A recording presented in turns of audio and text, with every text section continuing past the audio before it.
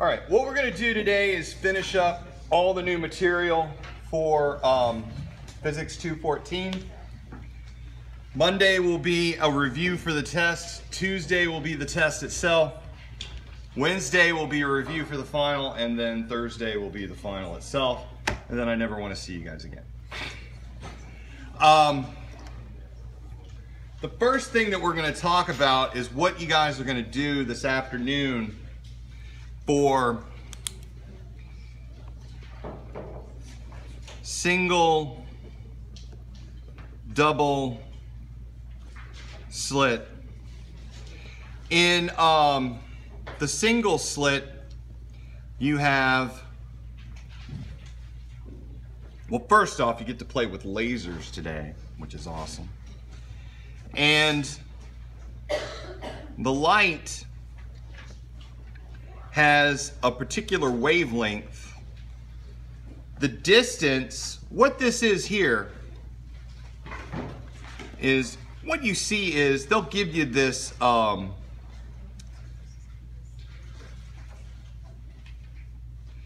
this little card with, basically it's like an old-fashioned slide for a slide projector. But inside is this metal foil with single slits cut into it. And all of these are of varying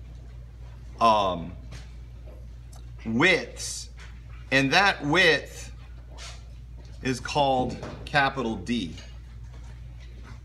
The distance from this, you measure the distance from that little slide to the wall, and that is distance L. And what happens is the light spills out and begins to interfere with itself. And one of the things that we talk about in terms of this single slit interference is the idea of Huygens principle. In Huygens principle, what you do is, if you want, it shows wave propagation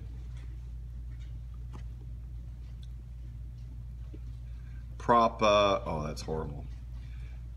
Propagation. And if you just had a plain wave of light,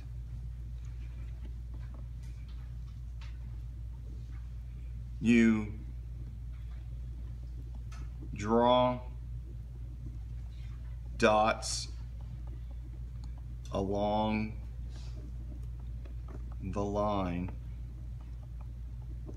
So you go this, this, this, this, this, this. And so the light is going to the right. And then the next step is draw circles around these points.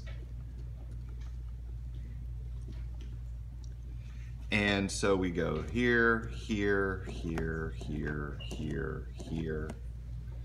For step 3, the envelope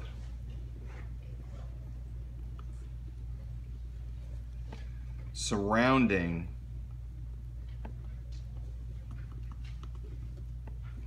this is the new line.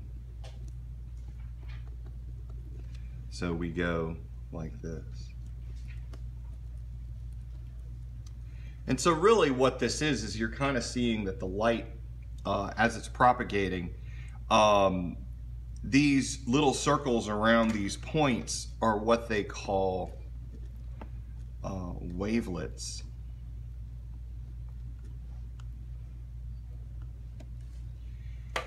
And if you were doing this with a single slit,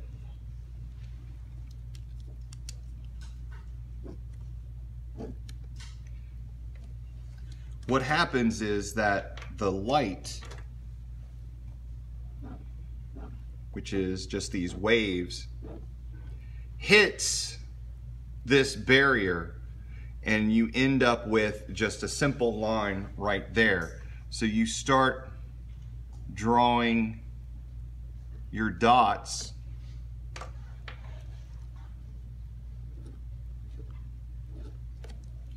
and then you build your new wavefront, and so it curves a little bit, and then you draw another series of dots, and then you continue with the process. And I won't continue doing all these wavelet or these little circles, but what happens is that the wave expands outward. And what you end up having is that these little wavelets are spreading out and they interfere with themselves. And when these waves hit the wall, what I'm plotting is I'm plotting intensity. Is that for a single slit,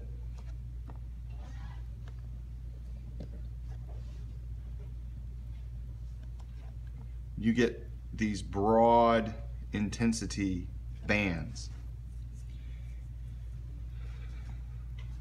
So these are broad light bands, which is where the constructive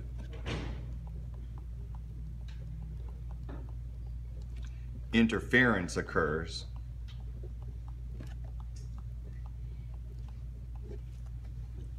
And then the places where there is low intensity, these are the dark bands.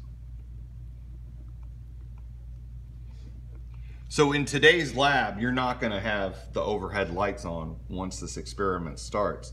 It's going to be a whole bunch of lasers and slides and screens, and what's going to happen is you're going to end up with, when you see the intensity of the light, there's going to be this broad central band. This is the central band. And then on either side, there are these dark bands. And what, in a single slit situation, you end up with these labels. And we're going to call our labels N. So N equals 0, N equals 0, N equals 1, N equals 2, N equals 1, N equals 2. So we've got the central band, it'll be this bright band, and then you've got the dark bands. Now the way that the derivation works, which we won't go into, is that for single slit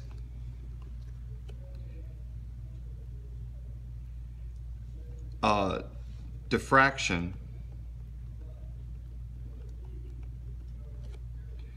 we only care about the destructive.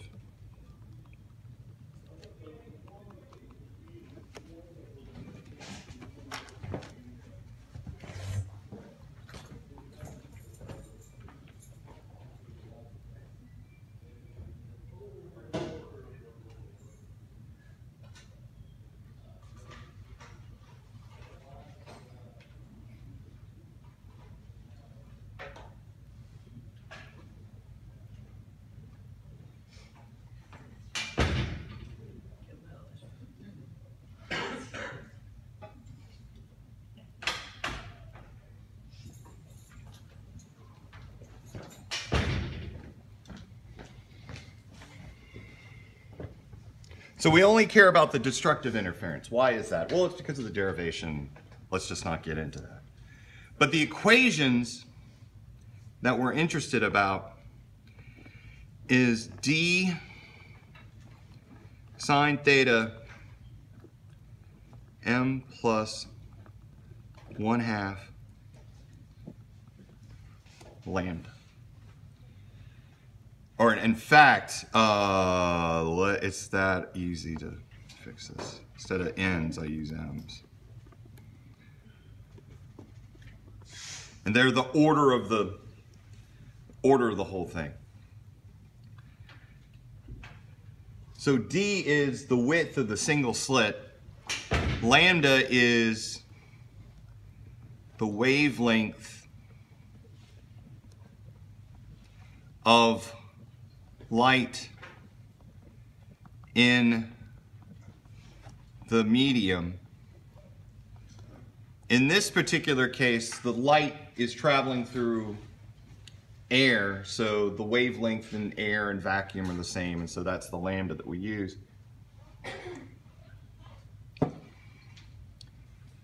This equation, that angle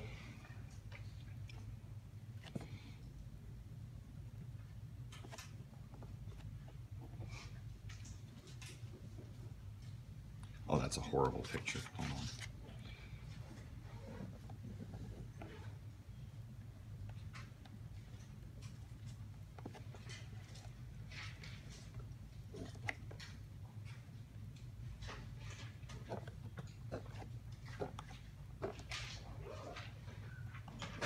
That's the central axis.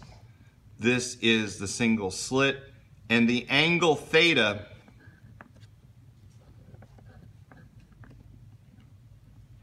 for 0 is this. So for when m is equal to 0, it's talking about that angle or the angle beneath it. If I was talking about theta 1, where m is equal to 1, then I'd be talking about that. So those angles.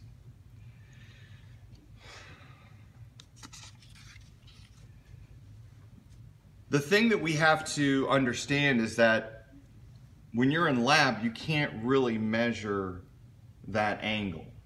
It's much too small, and there's no real way of measuring it with a protractor. So what we do is, the one thing that we do know is at small theta, sine theta is equal to tan theta. So we can change d sine theta is equal to m plus 1/2 lambda, and we can change it to d tan theta. Oh, hold on. Let me make sure I'm getting this right. Yes. Okay, so since small theta, that's sine theta equals tangent, how is that possible when sine theta equals to y and tangent is y? Well, what happens is, this is called small. As my student, you're like, hey, there's a big difference between sine theta and tan theta in terms of its definition. But in the idea of small angle approximation, you can say that sine theta is equal to tan theta. If you have your calculator in degrees, take a look at the, hold on, I'm looking for something.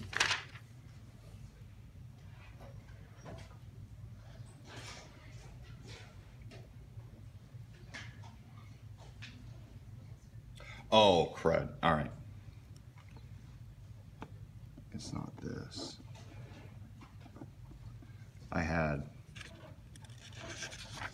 Let me get this.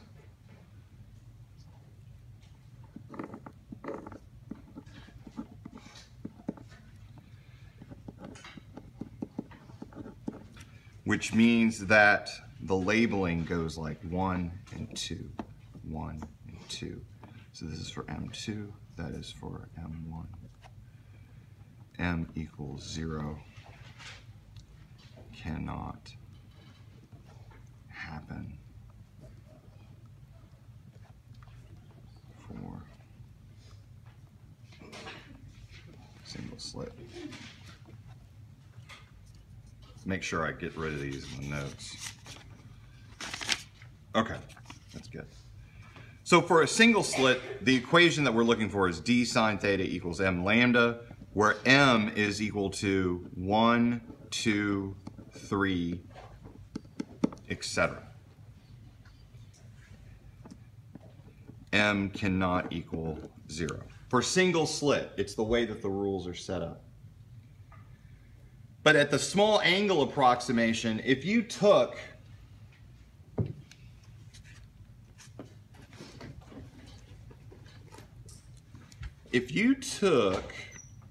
sine of 1 degree, you'd get 0.017. For the tangent of 1 degree, you get 0.017. In fact, when you look at, let's see if I can get the right light. There we go. So on the first line is sine of 1 degree, and I get 0.0745 and then 2. For tangent of 1 degree, I get 0.017455. That's close enough. Now, according to the true definitions of sine and tangent, that's not, I mean, sine theta and tan theta are not by definition equal to each other. But for small enough theta, which in this case is what you're dealing with in lab, they are equal.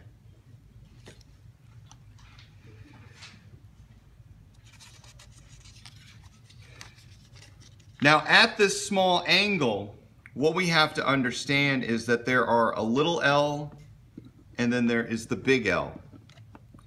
The little l is the distance from the axis to the dark spot.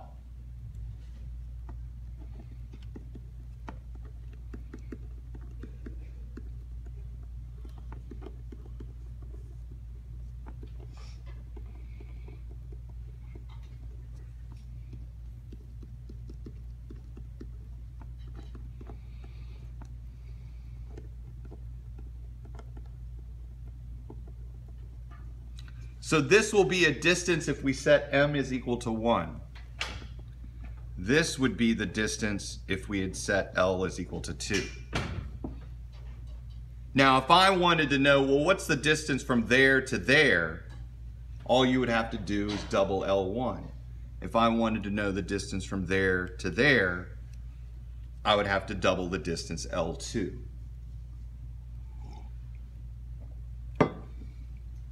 So this d sine theta equals to m lambda becomes d tan theta to m lambda. And then we do the tangent conversion. Well, what's tan theta? Little l over big L. And so the positions of L is equal to Lm lambda over big D. So was there just never a 1/2 of the equation? No, not in this particular case. There are, in fact, there is, let's kind of write these out. For single slit,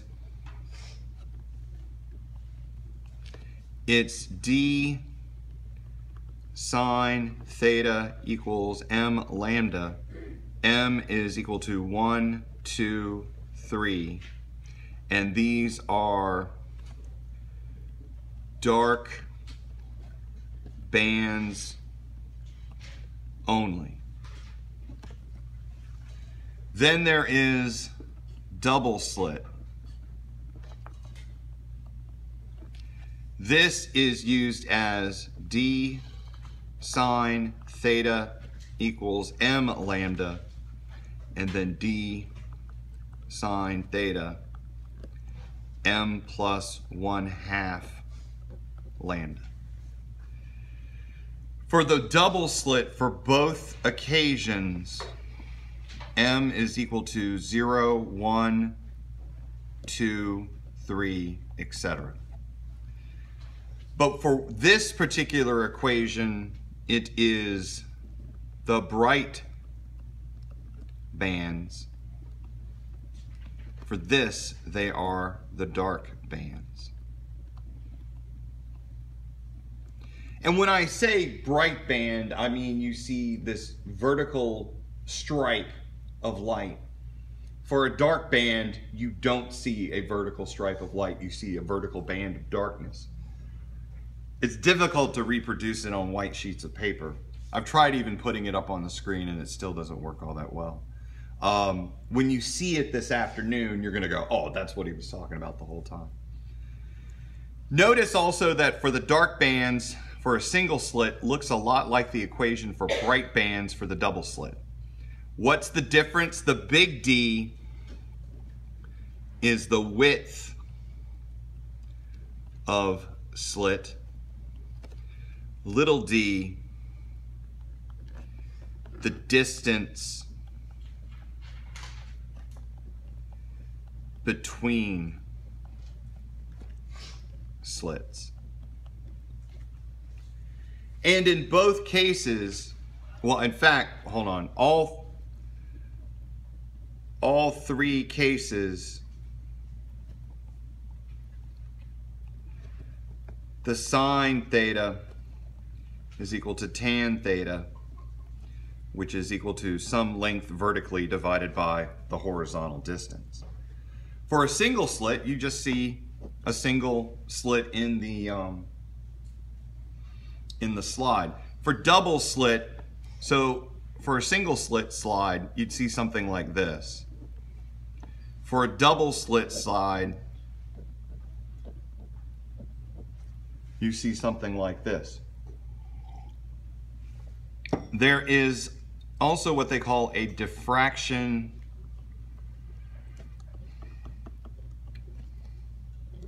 grating, where diffraction gratings are bright bands only, and this becomes d sine theta is equal to m lambda, where m is equal to 0, 1, and 2. What d is here is the distance between adjacent wires, or you could say the gaps in the wires. A diffraction grating, you can, like single slit, you can visualize it. You've got a piece of aluminum foil, you cut a single line, and that's it. For double slit, you cut 2 lines, and that's it. For a diffraction grating, you don't cut 1 or 2 lines, you cut hundreds of lines or thousands of lines. And so they machine these things such that if you looked at it microscopically, I'm trying to think of an analogy that it would look like. It would look like just a bunch of like uniform piano wires just stretched across this surface, and it ends up being that little d is the width divided by n. The w is the width of grating, and the n is the number of slits or wires. It's effectively the same thing.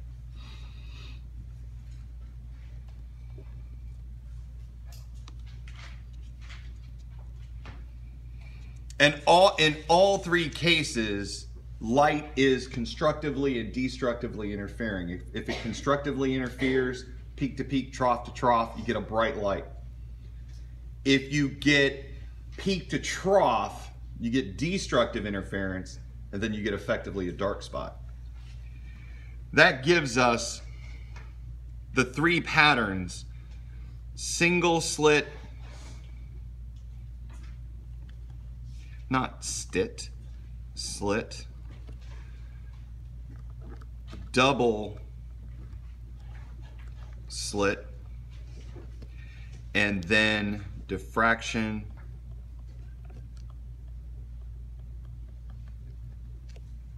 grating. So for a single slit, we're used to it because we've already seen it a couple of times. You get something like this. So it's broad bands.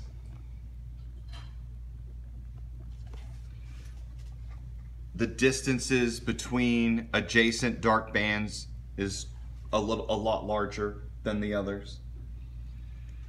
For the double slit, it looks like this.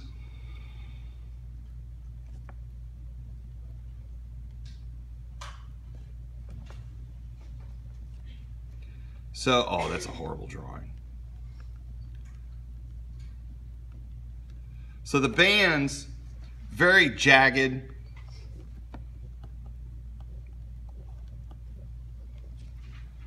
Very close to each other. In fact, let's take a look. For a, show me a picture of a single slit.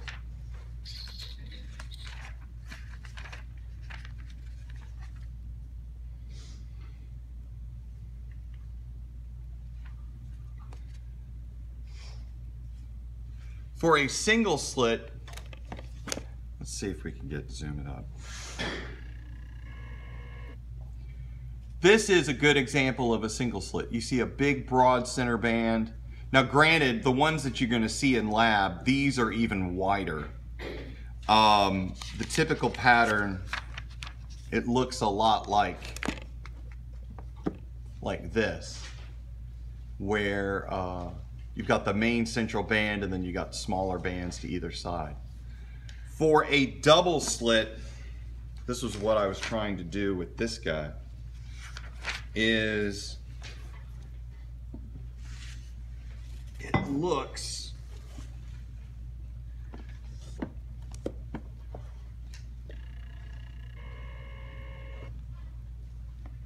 like this. It doesn't really show up all that well, but what do we see is a bunch of little lines side by side. So it'll be very jagged, very small. And what you'll do is, to get the distance between the slits, what you do is you measure the distance for 10 slits, take that distance, divide by 10, and now you got the distance between the slits in a double slit. For a diffraction grating, yeah. For a diffraction grating, it looks like this.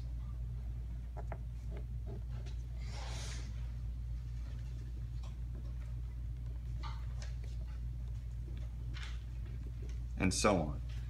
So for the single slit,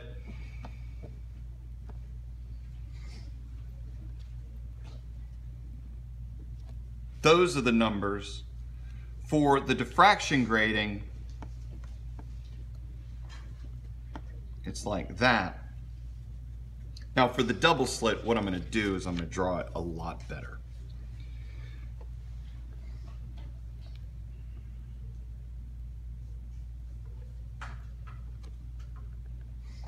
And only include like the first part. So double slit.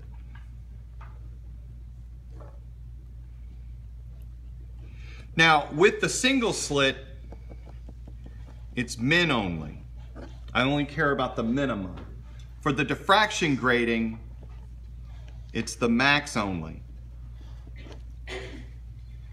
The double slit, you're going to have to deal with min and max.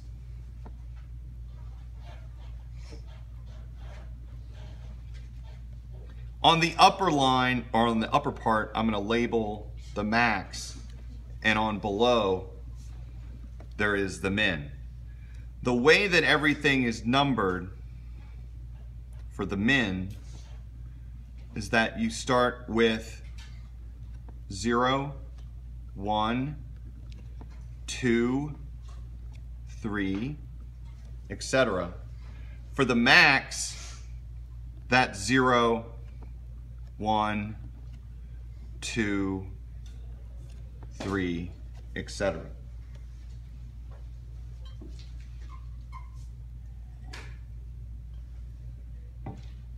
So what do we know about this? For any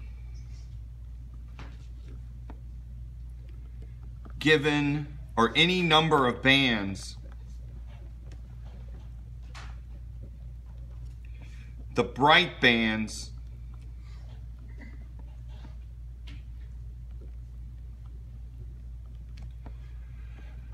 are always odd. And why is that? Only one M equals 0 peak. And then there are even numbers of all the others. But even plus odd will always give you odd. The dark bands are always even.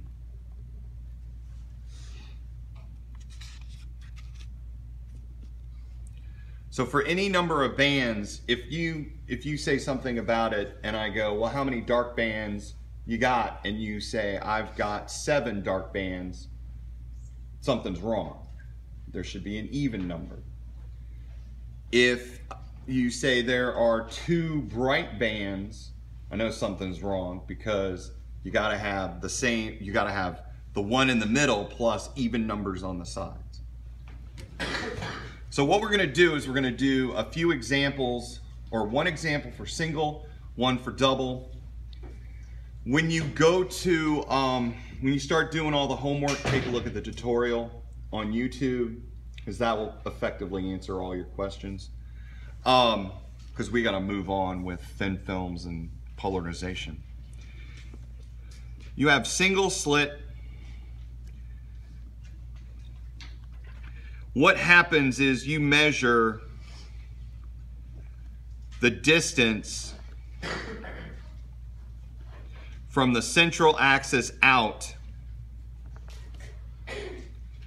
to the M equals 2 position, and this distance here, that L, is, what would be a good number? 2 centimeters. Thank you.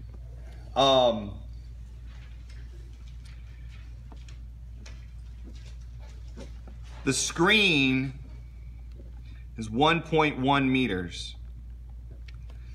The width of the slit, now these are where things get tricky. I'm gonna say is 0.1 millimeter. And what I want to know is, what is the wavelength of light in this situation? The thing that you need to remember is that you need to have all your units in the same magnitude. Get everything into meters is what I would say. The equation, d sine theta m lambda. This becomes d L over L m lambda, because sine theta is equal to tan theta, which is equal to little l over big L. And I'm looking for lambda, so this is big D L over L M, and that is equal to lambda. So big D 0.1 times 10 to the negative 3. Little l is 2 centimeters, 0.02 meters. Big L is 1.1, and my m is 2. Now when we do this, most likely the numbers could get close. 0.1, negative 3 times dang it, what are you doing? 0.1.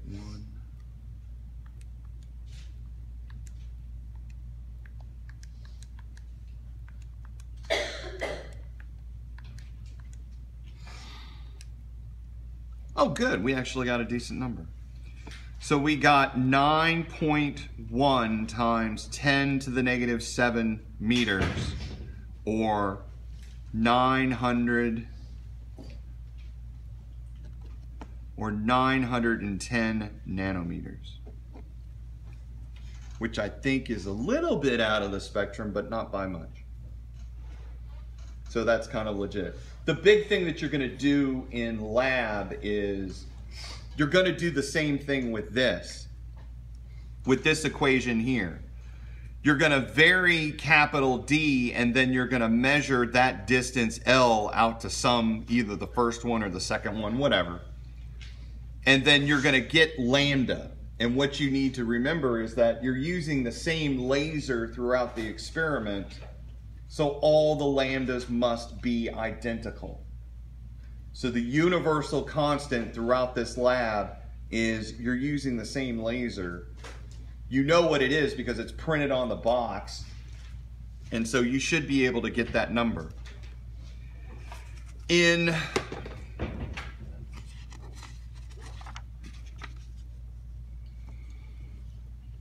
a double slit,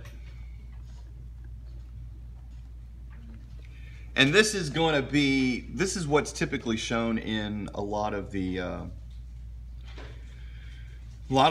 problems in the homework and on the test. It shows up a lot. Is let's use the same lambda. So we got the laser 910 nanometers. The distance between the slits is 0.01 millimeter, and we're using the same screen system, so 1.1 meters. How many bands are within 3 centimeters of the optical axis?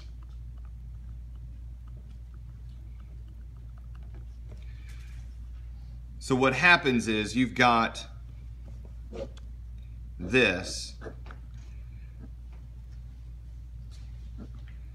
That is your little d, that is your big L, and what I want to know is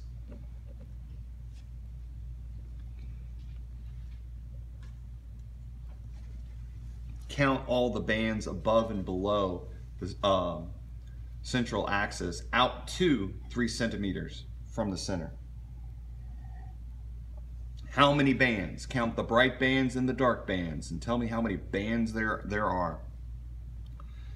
Well, what we do is, and this is an interesting thing that you can do. I'm going to set up d sine theta is equal to m bright lambda, and d sine theta is equal to m dark plus 1/2 lambda. The sine theta becomes tan theta, which then becomes L over L. So this changes to d L over big L MB lambda, D sine theta, oop, not you, D L over big L is equal to M dark plus 1/2 lambda. So MB is equal to DL over L lambda. This becomes DL over L lambda MD plus 1/2. This is DL L lambda minus 1/2 is equal to M dark. And then that is equal to this. So M bright minus 1/2 is equal to M dark. Oop, let's back this out.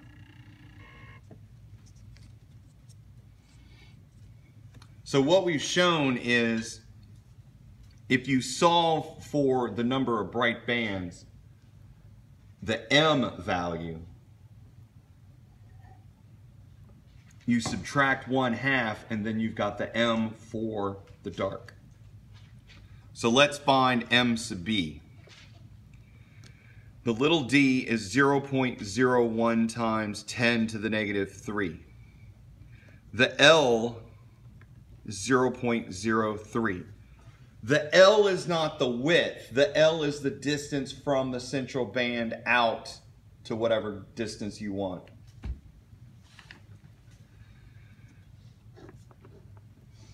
The L is 1.1 and the lambda is 9.1 times 10 to the negative 7.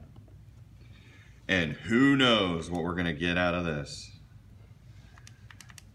0.01 negative 3 times 0.03 divided by, back it up, 1.1 times 9.1 exit or E negative 7.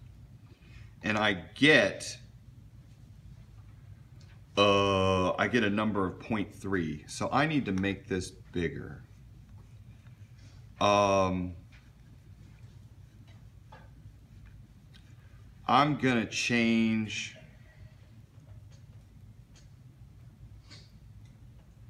I have to change the wavelength of the light to get this to work. I'm gonna make it 100 nanometers.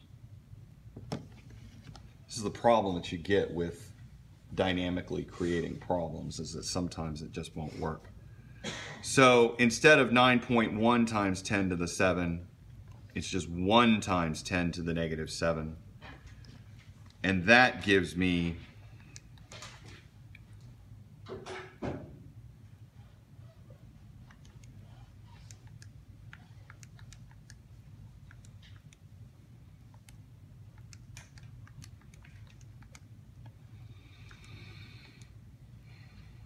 2.72.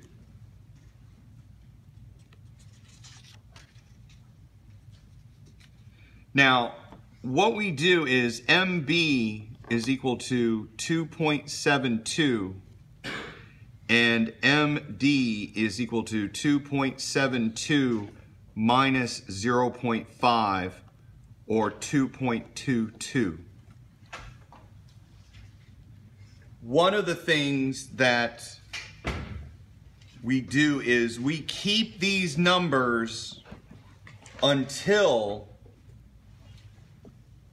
we've got both of them. We don't do any rounding. But one of the things in this class that we can't have are partial bands. There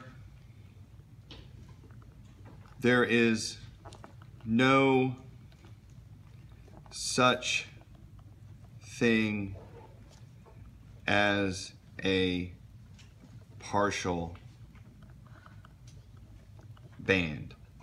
You either have a band or you don't have a band. There are no partial bands. So in Physics 214, there can be no nickelback. It's only a band or not a band. Nickelback is a partial band. Doesn't qualify. So no such thing as a partial band. You can't round up. You can only round down. So the MB becomes 2, and the MD becomes 2 as well. If this was 1.9, you would round down to 1. If this was 3.1, you would round down to 3. But you could not round that up to 3 and that down to 2. The rounding has, if it's 2.99, round down to 2. So let's show what this looks like.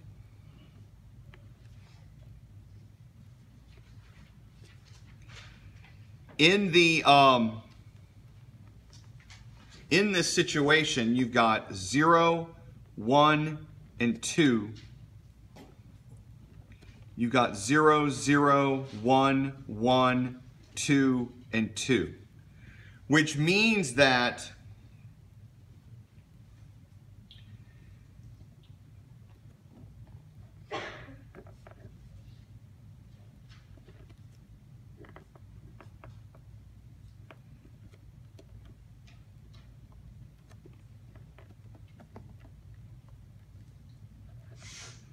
the 3 centimeters to either side, you have the 2, the 1, the 0, the 1, and the 2 for the bright bands, and you've got the 0s, 1s, and 2s for the dark. And one of the things that we notice is, well, first off, you could sit here and count it. 6 plus 5 is 11. But let's show the relationship between the number of bands and the M's.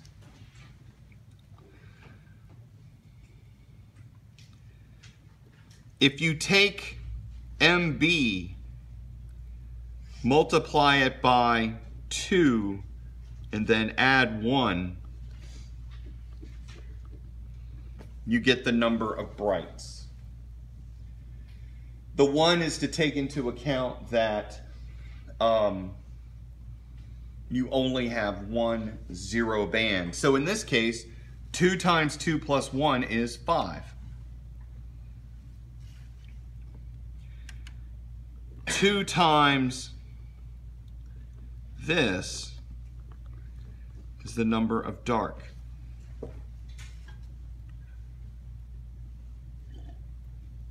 Because there are 2 zeros, you add 1 to the M dark, and then you can get the total number of dark. So this becomes 2 times 2 plus 1 is 5. This is 2 plus 1, which is 6, and that gives you 11 bands. And so that's the answer. The key part in understanding double slit is that you round down.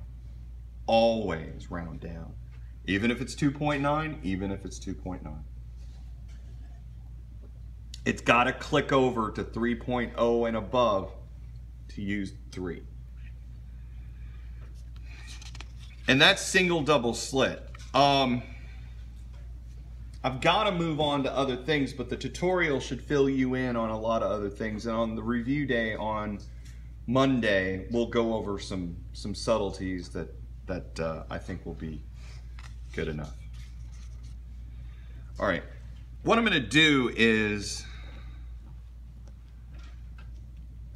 talk about polarization. In polarization, we use them every day. We've got sunglasses. Polarization is, let me go get some.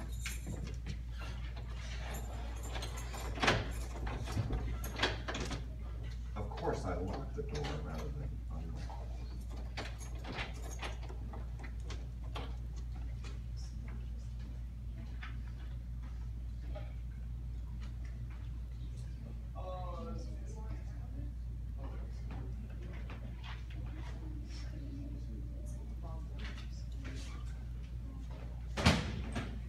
So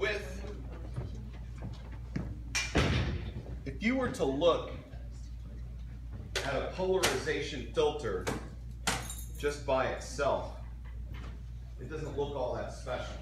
And one of the things that you notice about it is that there is a little piece of tape. And that lets you know what happens is, if you were really to look at this at a microscopic level, there'd be little lines, like wires, kind of like a fraction. And what you notice, if you hold it up to the light, it kind of dims it. What it's doing is it's absorbing half of the light and passing the rest through. And we'll go over more in detail about what it's actually doing. But the one thing that's really cool is if you have one of these things lined up and you have another one that's lined up like it, I mean, it kind of dims a little bit, but not by much. But, so we can see things right now, but if I start to turn it, a wonderful thing happens. I can't see you until eventually it goes completely dark. So whereas you've got this, it goes away. Now, one of the things that you notice is that the lines are perpendicular. So when you have a perpendicular situation, no light gets through. If you rotate it, you can get the light back. So what's really going on with this? Light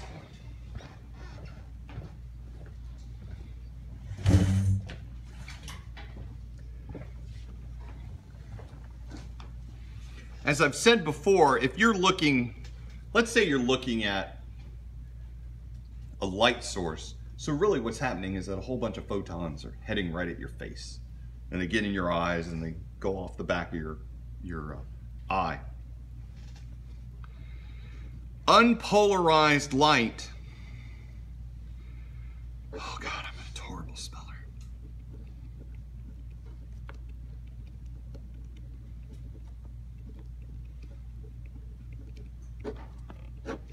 So for unpolarized light, you get something like this. We talked earlier about how E fields and B fields are the light. And they're just all over the place. If you were to see light coming at you, the E and B fields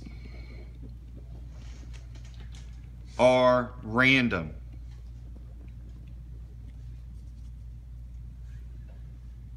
They interact with your eye, and the E fields and B fields all are in just random order. It's a lot like the light coming from the sun. Sunlight is unpolarized. But what happens is, if you have a filter, this unpolarized light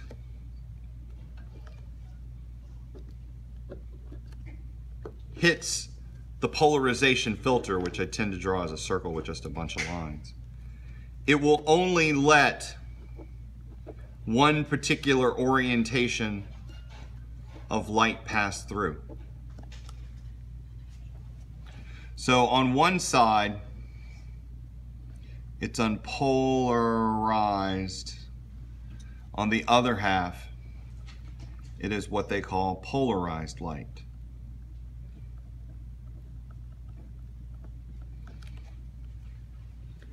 And the relationship between intensity of light that starts unpolarized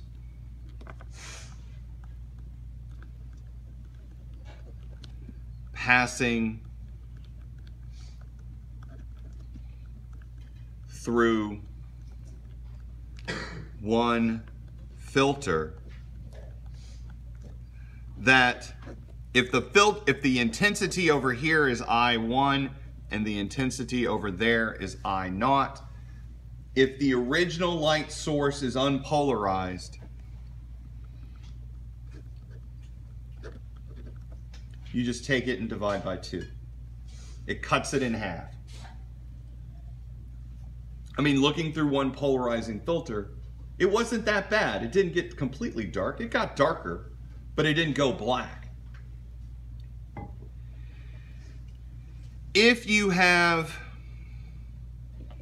polarized light in one specific direction, and in this direction I'll call it vertical, so vertically polarized light, and it passes through a filter that is at an angle with that vertical orientation that we'll call theta. What happens is, if that is I0 and this is I1,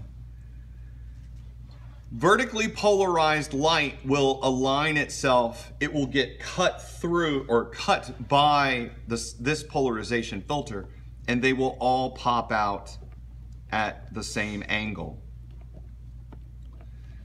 New angle,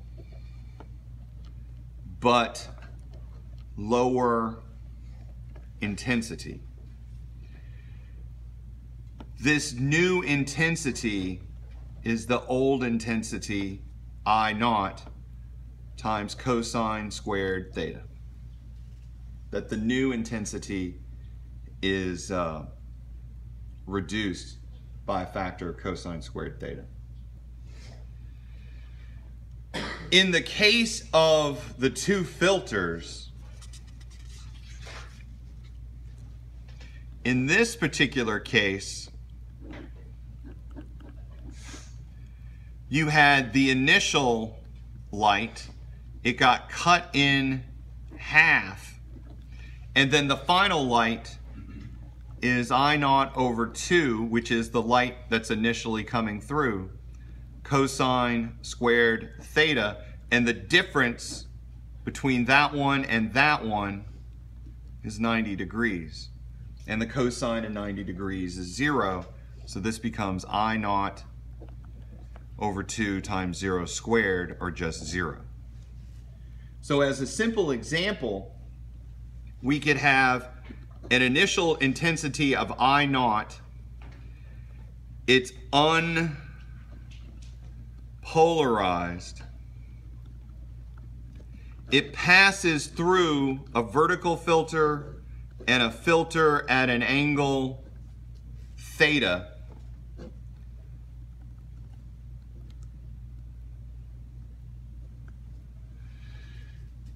And if that is I0, and this is I0 over 2, this I want to be I0 over 10. So it is 1/10 of the initial intensity. So this is I1 and this is I2. So I0 is the intensity on the left, I1 is the intensity in the middle, and I2 is the intensity on the right, and I want the final intensity to be 1/10 of the original. I1 is equal to I0 over 2. We have unpolarized light going through one filter. I2 is equal to I1 cosine squared theta, which becomes I0 over 2 cosine squared theta.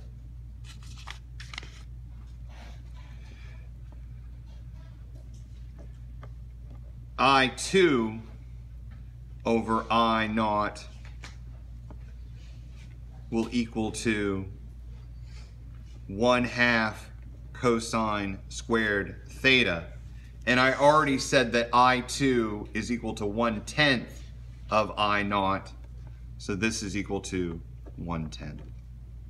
So if I2 is equal to I0 over 10, then I2 over I0 is equal to 1/10.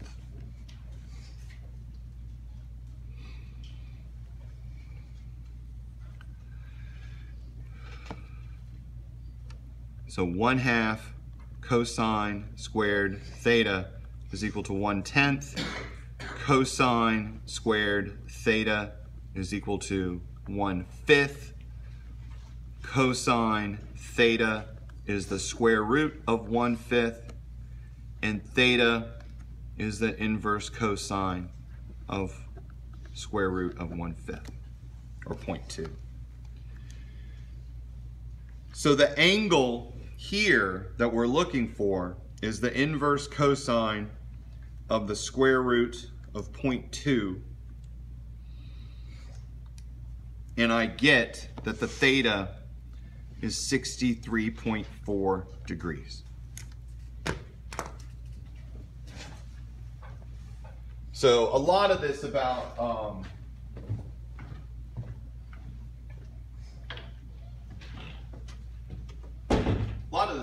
intensity and polarization filters is all about finding the angle, finding the relationship between the initial and final intensity. The last thing that we're going to do with polarizations, we still got to do thin films, and we can crank through that. So you may have heard me talk about when I first started teaching physics, it was in 211, and there was a student when I'm talking about how much I hated numbers. And this student said, "You do have a favorite number."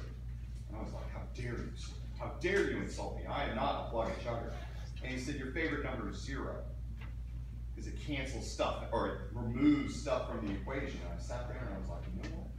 You're right. It is 0.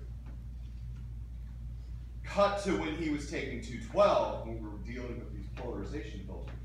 I was pointing out the fact that if you take one and it's perpendicular to each other, you get nothing.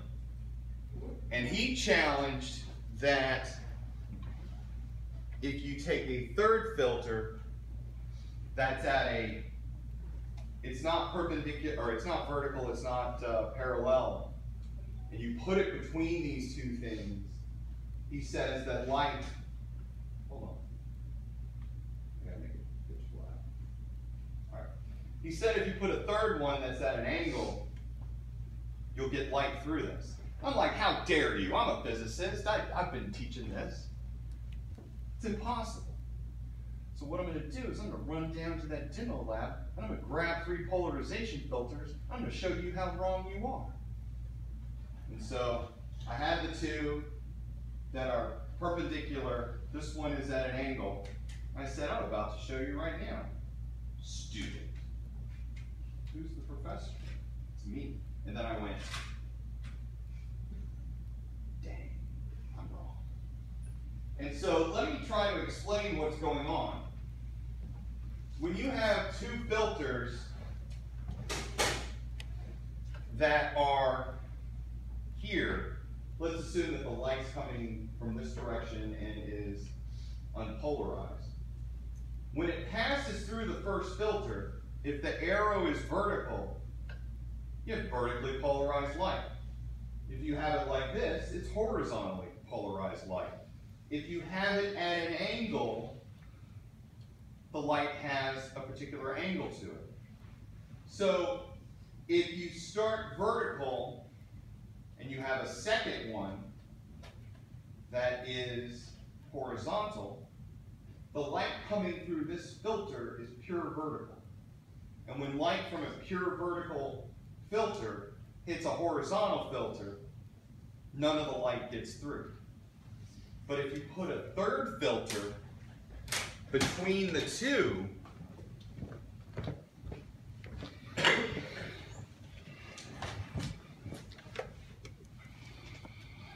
if that is vertical and that is horizontal, the light coming through here is all perpendicular.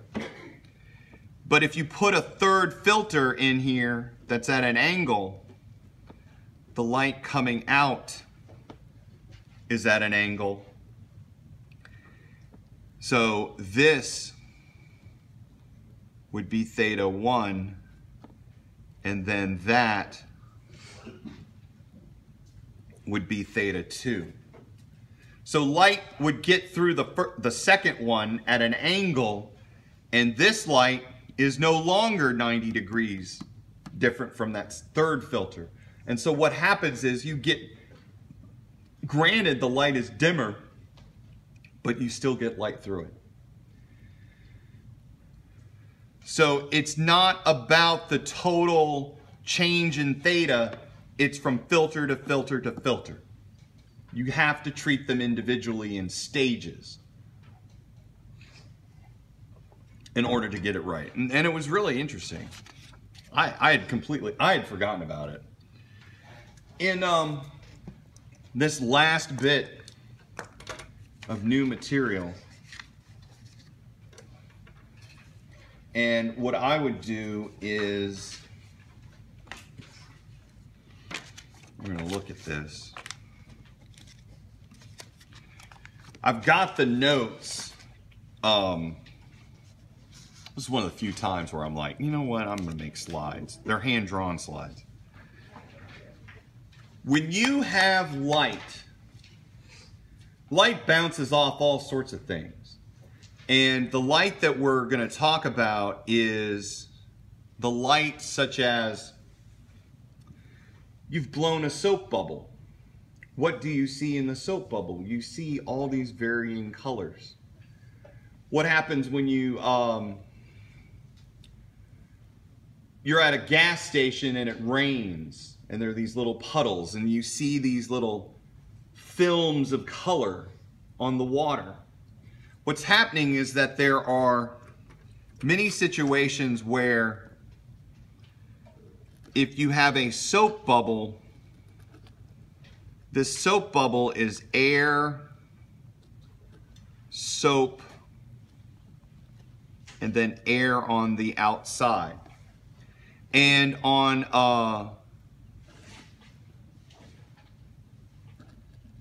like gas floating on water,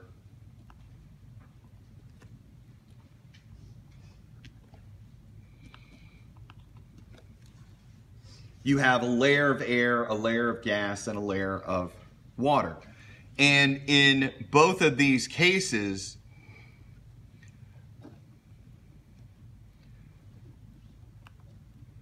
light reflects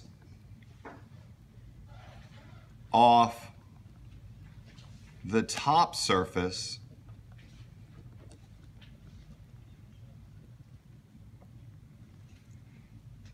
so it reflects there, but it also reflects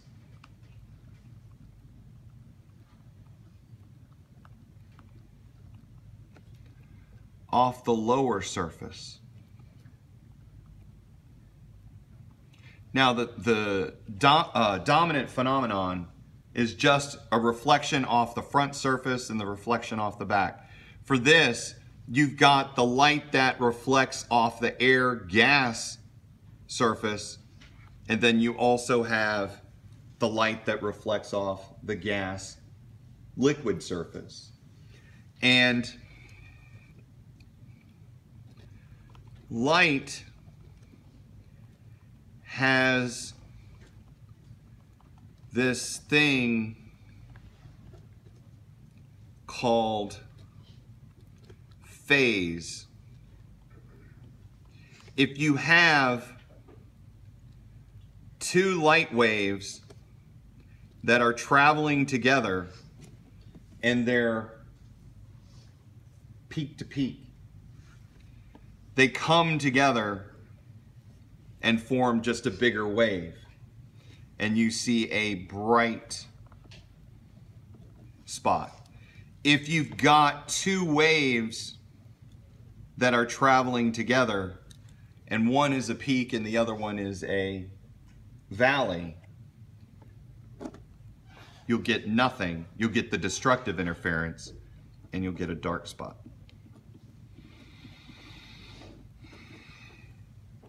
When you are peak to peak or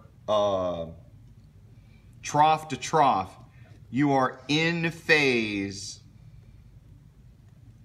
and this delta, the phase angle that they use is, they call it phi.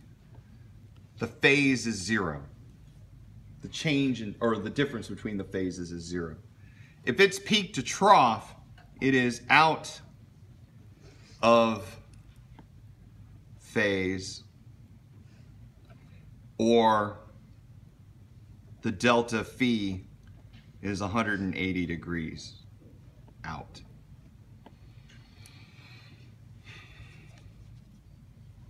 So what we do is we compare phis of the light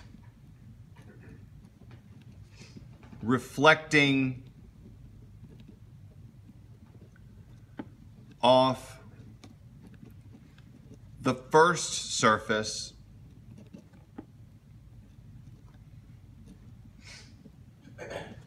with the light reflecting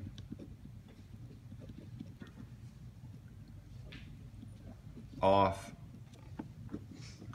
the second.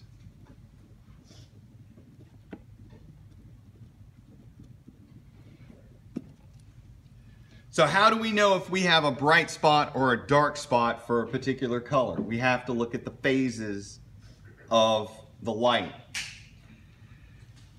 We also, so things to consider is we got to consider the phase of the light that's coming off the first surface and coming off the second surface. We've got to think about two things: phase changes and layer thickness.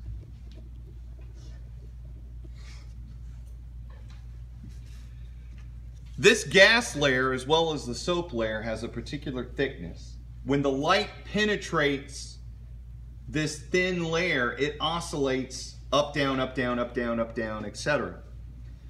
When it reflects off the second surface, it again, as it's coming out, goes top, bottom, top, bottom, top, bottom, top, bottom. And if the light from the second surface is in phase with the light reflecting off that first surface, it's in phase and you see a bright spot. If it comes out in a trough while the light from the first reflection is at a peak, then you see a dark spot. When you have a soap bubble and you see a layer that's yellow, what you see is that the thickness and the phase changes have all lined up, so you see constructive interference in yellow. And what you also know is that green is not reflected. It's in a destructive interference mode. So the things that we have to do is think about how this thing is oscillating, the thickness of the material, and then the next thing is, how does it behave if the incoming wave hits this reflective surface it will either shift its phase change. Notice how this trough becomes a peak, that peak becomes a trough, or there is no phase change. This trough remains a trough. Why does this do this? It is a, I looked it up because it was bothering me. It is something that we could think about if we were taking junior level optics or electromagnetism. It's something that really, when you see stuff like this, you're just gonna have to take it at my word. And if N2 is bigger than N1, if the reflective surface has a higher index of refraction than the other one, the one that it was traveling initially, it will phase change.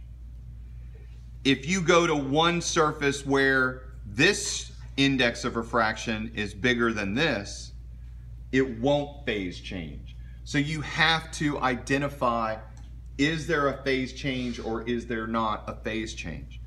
The symbol that I use for a phase change situation is I draw the surface and I draw a circle that's filled. If I have no phase change, I draw a circle that's hollow. So let's just run through an example of just talking about phase changes. In a soap bubble,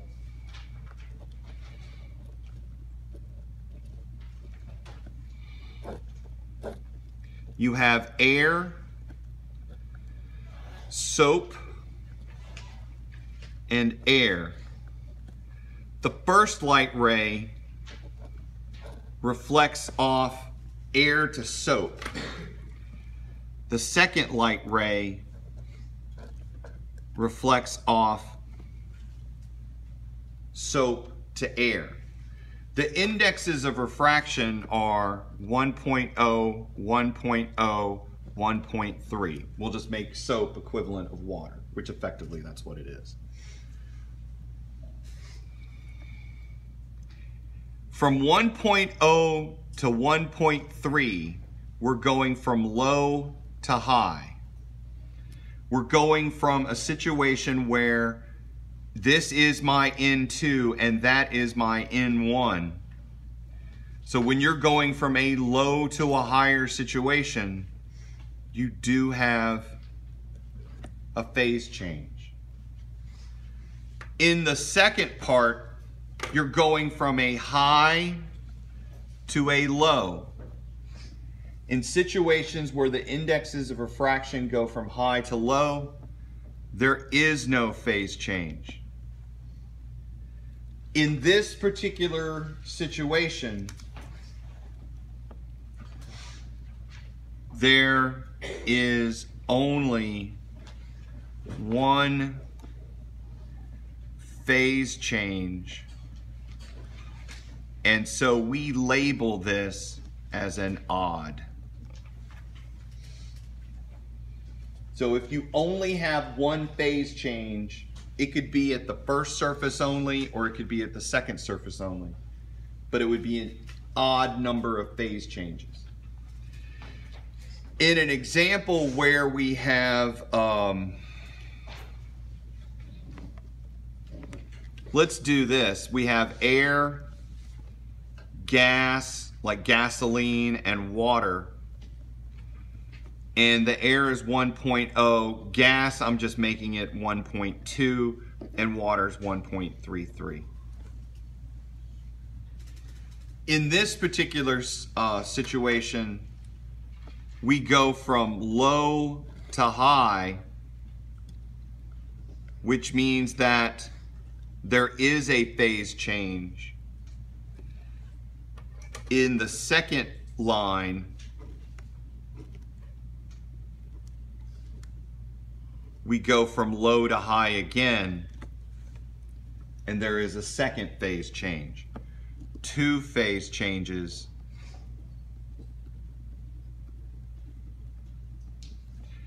that means that this is even, or sometimes I call it not odd. And I've started using not odd because of this next example, which is crystal, water, and air. The first light ray, oh, and let me give you the indices. 1.5, 1.33, and 1.0. In these particular occasions, you have a high going to a low, so there is no phase change. The second ray coming from the crystal goes through, hits the air, a high to low, and there is no phase change again. So there are zero phase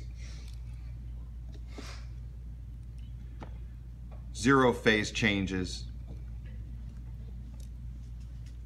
And this is, I used to call it even, and then people said, wait a minute, 0 is not an even number. And I was like,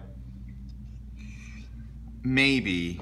So that's when I started using not odd, because I know what odd is.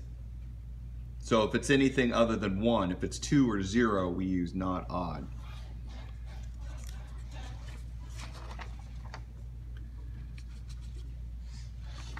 And this is an example of,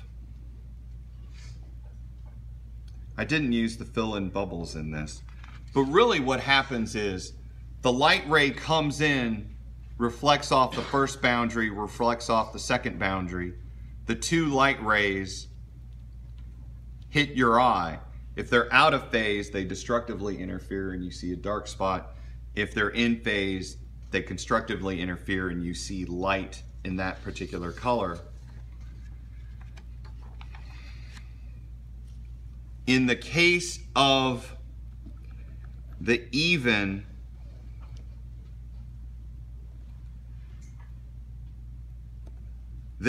equations that we use is 2t m lambda for constructive and 2t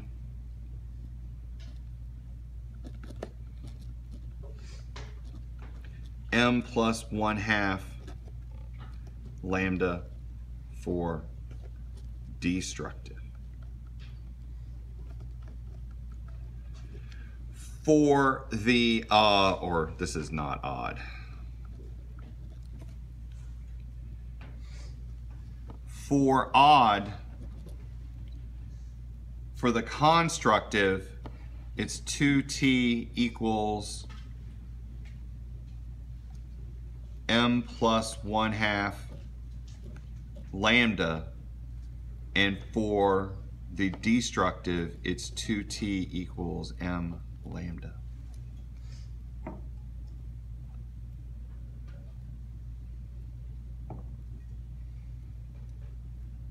What is T? T is the thickness of the material.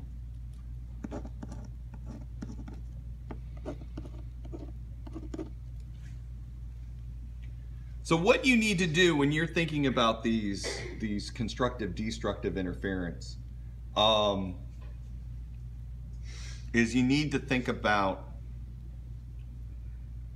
the thickness of the substance, but what you really do first is you go, am I dealing with an odd? Is there only one phase change? Is there only one filled circle? If there's only one, then you've got an odd situation, and then you know that the constructive thicknesses are this. And you know that the destructive thicknesses are these. If it's not an odd interference, then it's a not odd interference, and then you use these equations. Basically what you do is you flip a destructive for odd is set up like a constructive for not odd. And so the basis of this whole thing is take a look at the indexes of refraction and determine if you're dealing with an odd or a not odd situation.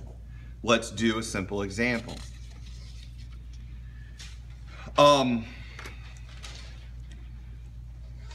You're looking over a puddle, and yet that puddle has gasoline, and it really doesn't matter what the indexes are. But what I'll do is I'll set it up so that the air is 1.0, the gasoline is 1.2, and the water is 1.33. And the light is coming from the air. So the first ray comes in and goes from low to high. And if you go from low to high, you're gonna phase change. So this becomes that. The second ray comes in and bounces off 1.2 to 1.3, which will again make it a low to high. This number of changes is 2 or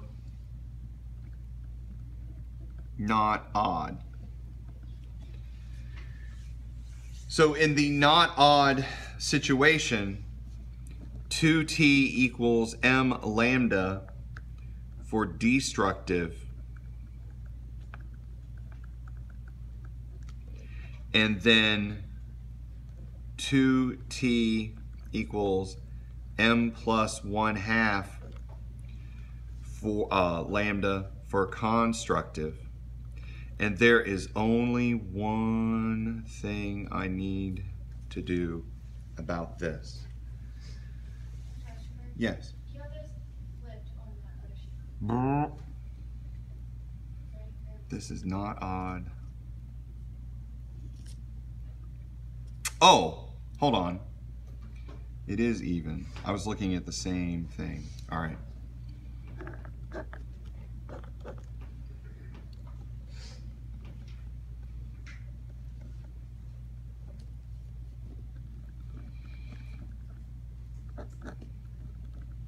Oh, good. This actually makes things work the way that I want it to.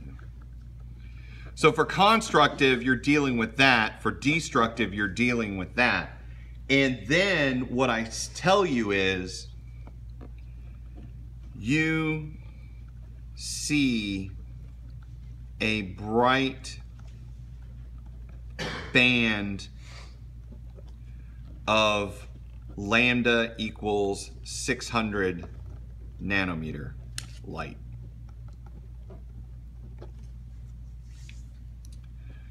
What is the minimal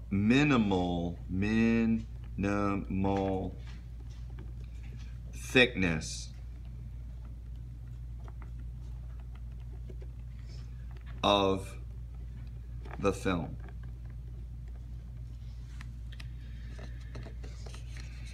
Now, there is a warning that I have to give, so I might as well use red for it. The lambda in those equations are the lambda of light in that middle medium. So when I say lambda is 600 nanometers, 600 nanometers is equal to the wavelength of light in vacuum. So if I just generically say the wavelength of the light is 600 nanometers, you just go, oh, the wavelength of the light in a vacuum is 600 nanometers. Done.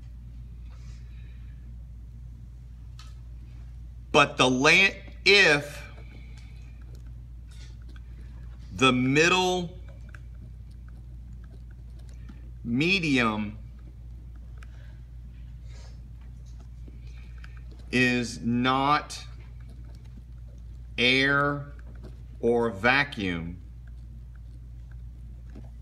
if the middle medium is not air or vacuum, the L in the equation, that lambda in the equation, is the lambda for a vacuum divided by the index of refraction of the middle material. So what these equations are for the constructive situation, it is 2T equals M lambda gasoline, or 2T equals M lambda vacuum over N of gasoline. So you have to be careful about that. If the middle substance is air, you just rock on with that. If it's any other substance, water, gasoline, soap, anything other than air or vacuum, you have to divide the lambda of the vacuum by the middle material. So this becomes 2T equals M lambda over N, to clear it up, so that T is equal to M lambda over 2N.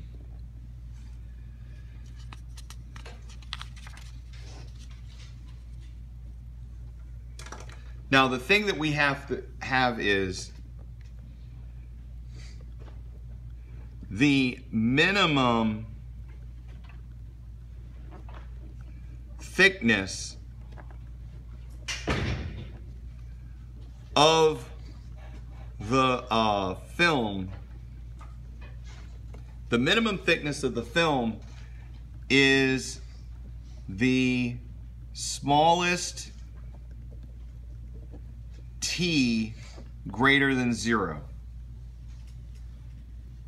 If the thickness was 0, it wouldn't be a film. It would just be, there would be no film there.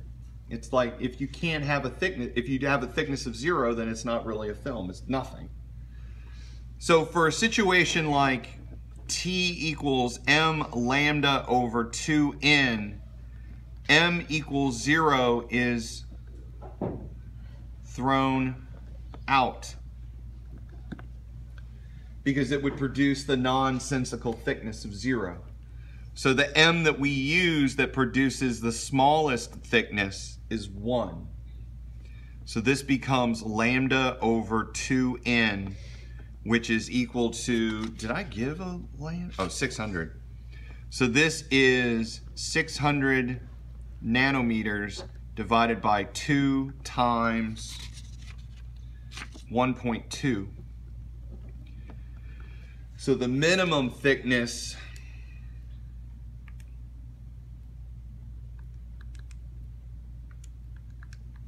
of this guy is 250 nanometers. So the hardest thing is actually setting it up. I haven't really figured out a good mnemonic for which equation is associated with evens or odds. So a lot of times what I just do is just power memorize through it and be able to do it. Let's change it so that if lambda equals, let's say lambda equals 600 destructively interfered for the same substance,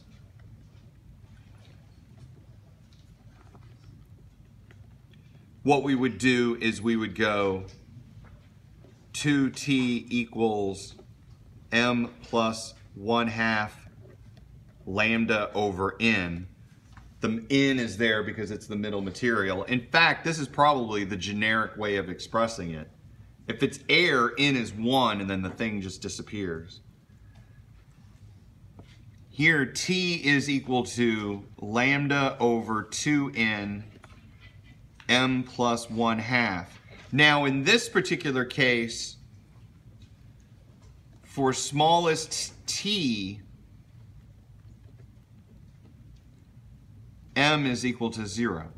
In this particular case, in the cases where you have m plus 1/2, to get the minimum thickness, m is equal to 0. If you got this situation, then m has to be 1.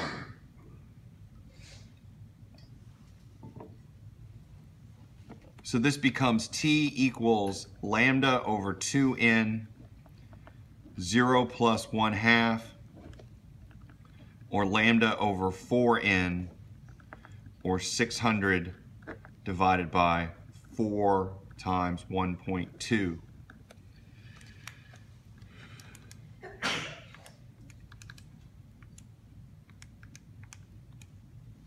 Or 125 nanometers.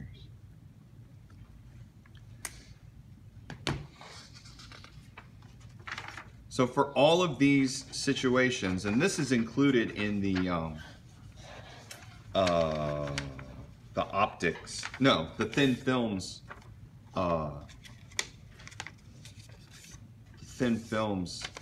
guide is that page right there, which I think is probably the most important page when it comes to figuring out thin films. It summarizes everything and distills it into some very simple things. Before we leave, the thing that I'm going to talk about is just the general layout. The third test, you have an appetizer and then the 3 problems, and this will be done in like less than 5 minutes. The appetizer tends to be polarization. Polarization is a quick tends to be a quick thing. Take a look at, I have my homework. Let's go over this.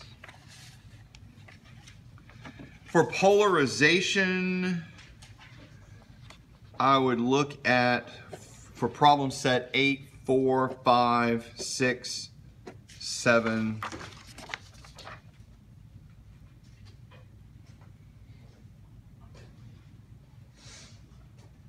and that's stuff like that.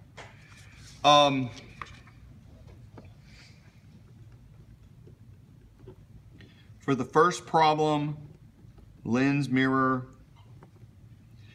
with the ray diagram, it will be simply given a lens or a mirror in this arrangement of an object, where is the image, describe the image. For these, it is, oh, and there's another thing for the appetizer. Well, no, I take that back. For that, I would look at problems 1, first half, 3, 4, 5, 6, maybe 7 as the first problem. In the homework set, you've got these rapid fire problems. There's going to be a lot of multiple choice coming from them. So the multiple choice is all sorts of stuff, but the rapid fire problems in problem set 7 are going to go into the multiple choice. The appetizer is the polarization problem. The single lens or mirror with a ray diagram from problem set 7 will be problem 1. You will get a thin film problem. Looking at the tutorials will really help. For those, for the thin films, I would look at 12 to 17.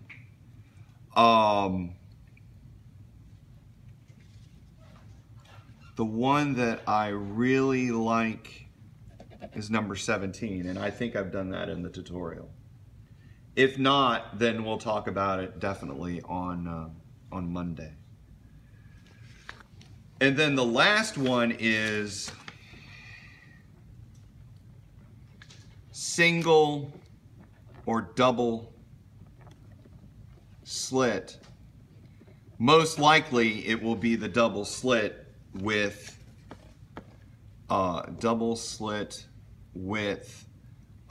slit or band counting.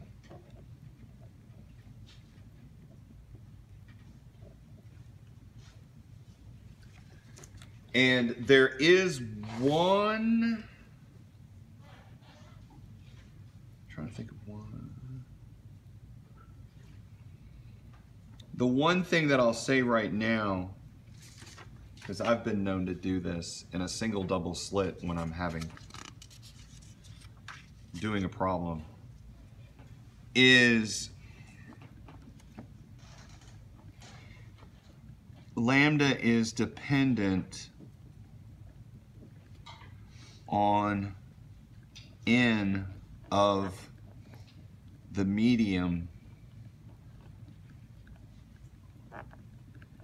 it's traveling through.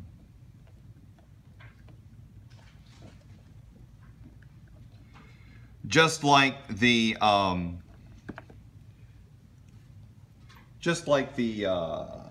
thin films, you got to know the index of refraction of the middle material, the light through which it's traveling. The thing that I have been known to do is there are multiple choice, and this is one of the multiple choice that we'll talk about on Monday, is the question, how does the single slit or double slit pattern change when the experiment is done in water? And really all you have to do is that the new lambda that you're going to use in that equation is just the lambda in a vacuum divided by the index of refraction of the material or water. So you would take the original lambda and just divide by 1.33 if it's water. That's a big warning, and we'll go over it on Monday. You have the whole weekend to get done with the other problem sets. If you turn it in Monday or Tuesday, that's fine. The graders know that you guys turn stuff in late.